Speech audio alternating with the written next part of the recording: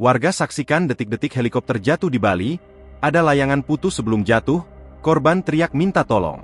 Seorang warga bernama Iwayan Agus Sidiantara alias Tumpling, mengaku sempat melihat detik-detik helikopter tur PKWSP terjatuh di Suluban, Desa Pecatu, Kecamatan Kuta Selatan, Kabupaten Badung, Jumat, 19 Juli 2024, siang.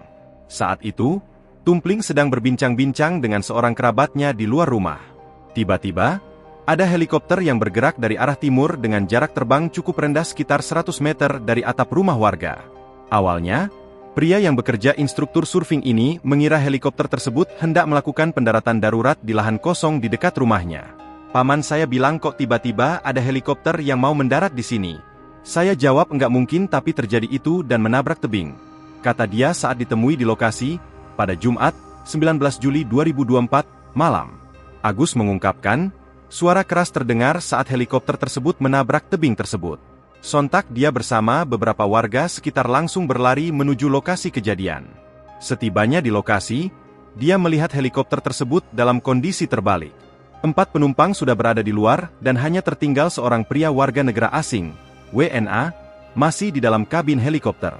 Yang saya tahu istri WNA sudah keluar teriak-teriak minta tolong. Tolong suami saya. Kami pun membantu mereka untuk mengeluarkan mereka dari dalam kabin, kata dia.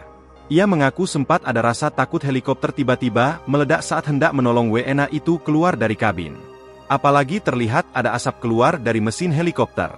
Namun, ketakutannya bisa diredam oleh rasa empatinya terhadap korban. Saat dievakuasi WNA tersebut dalam kondisi tidak bisa bergerak karena mengalami patah tulang bagian punggung. Tumpling menduga helikopter tersebut jatuh karena terlilit tali layang-layang. Beberapa teman dan warga setempat sempat bercerita bahwa ada layang-layang putus sebelum helikopter itu jatuh. Selain itu, pada baling-balingnya juga terlihat ada lilitan tali layang-layang yang cukup banyak. Namun, dia dan warga setempat tidak mengetahui pemilik layang-layang tersebut.